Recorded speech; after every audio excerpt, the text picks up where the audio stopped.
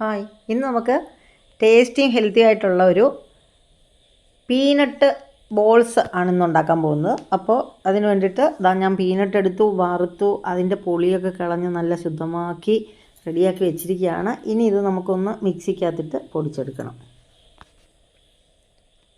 മിക്സിക്കകത്ത് ഞാൻ അതിനെ ഒന്ന് പൊടിച്ചിട്ടുണ്ട്. ഒരു 2 അടി അടിക്കുമ്പോഴത്തേക്ക് അത് ഈ പരുവത്തിലെത്തും കേട്ടോ.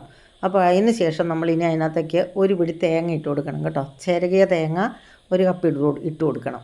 ഇനി അതിന് ശേഷം നമ്മൾ അതിനകത്തേക്ക് കുറച്ച് ശർക്കര ഇട്ട് കൊടുക്കുക. ശർക്കര പൊടിയായിരുന്നു എൻ്റെ അടുക്കലുള്ളത്. അത് ഞാൻ കുറച്ചിട്ട് കൊടുത്തു. ഇതൊക്കെ ലേശം മതി, അല്ലാതെ ഒത്തിരി ഒന്നും വേണ്ട, കുറച്ച് മതി. ഇനി നമുക്കതിനെ ഒന്ന് എല്ലാം കൂടെ ഒന്നുകൂടെ അടിച്ചെടുക്കാം. ഇപ്പം ഞാൻ ഈ പരുവത്തിന് അത് കിട്ടിയിട്ടുണ്ടേ.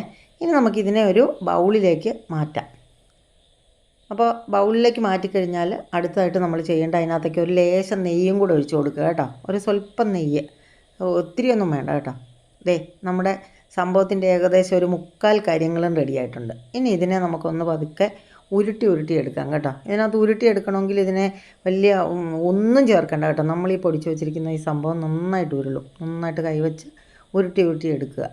ചെറിയ ഉരുളകളാക്കി എടുക്കുക. അപ്പോൾ ഞാൻ ഈ കപ്പലണ്ടിയെക്കുറിച്ച് ഒരുപാടൊന്നും നിങ്ങൾക്ക് പറഞ്ഞു തരണ്ട. നല്ല പ്രോട്ടീൻ സമ്പുഷ്ടമാണ്, നല്ല വിറ്റാമിൻസിൻ്റെ കലവറയാണ്.